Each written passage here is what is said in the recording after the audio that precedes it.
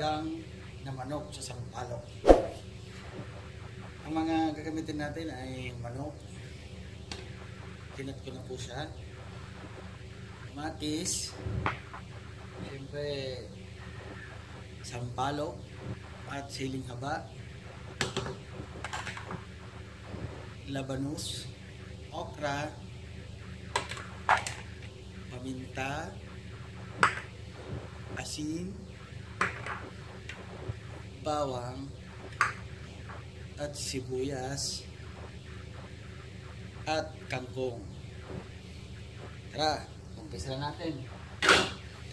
Una, manok. Lagyan na natin ng kamatis, bawang,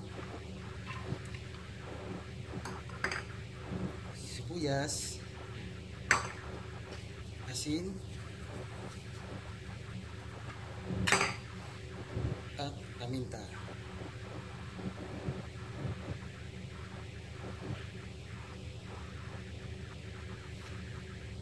Guys, hindi kasi ako nagdikisa. Ito, isangkot siya muna natin. Ito muna natin. Tapos lang. Yan, tagpan na po natin. Tagpan na lang po natin ng luto. Tapos lagyan na po natin ng tubig. Yan guys. Okay na okay na. Dito natin yung tubig. Huwag natin po. Yan.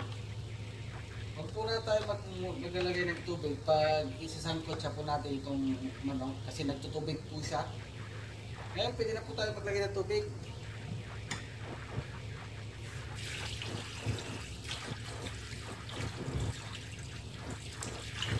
Ganda ng kulay, manamula-mula pa. Ang gas, tignan nyo pa, mula-mula pa. Mas masarap ang sinigang pag mas maraming kamatis. At pwede na po tayo natin ilagay yung sampalok. Lagay po lang natin dito sa gilid. Para sa gayon, hindi po siya maghiwalay pag kinuha natin, pag dinurob natin siya. Ayan. Lagay lang natin dito sa gilid. Tapos, takpan po natin siya ulit. Tingnan natin kumulo.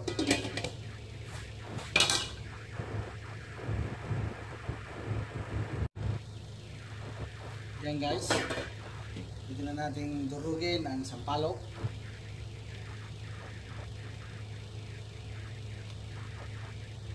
Kuha po tayo nito.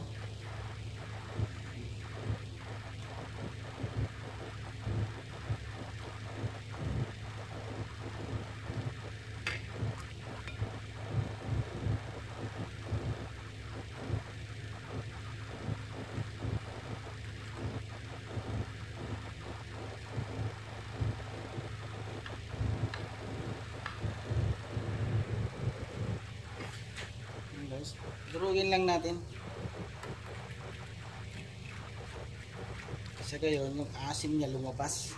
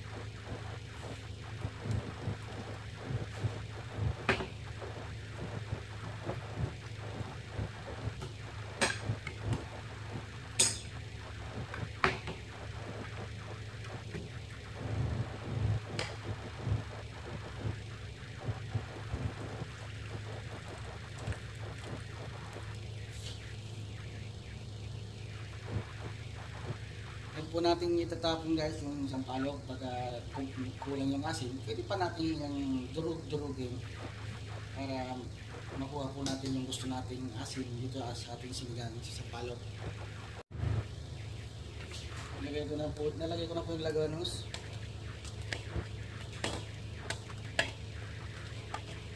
Okra.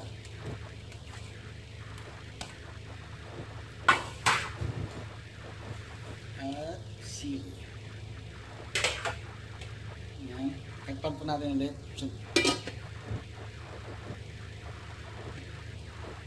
Yan. Tayo na natin ng ilang minuto pa. Hintayin natin kumulo.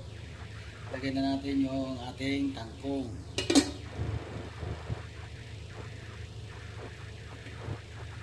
Ayan guys, pwede na natin ilagay yung kangkong.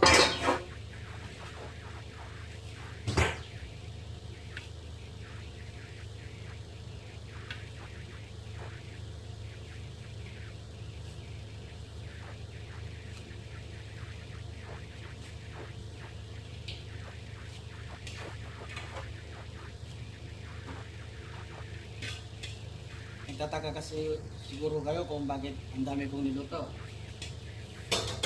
Kakain po ako ng 20 tao.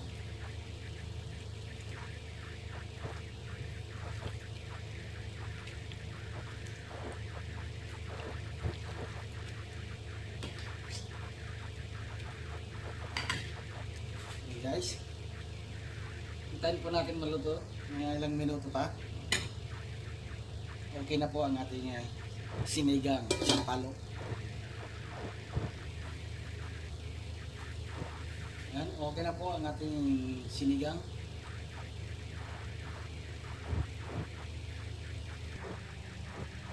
Ito na po ang ating sinigang sampalok.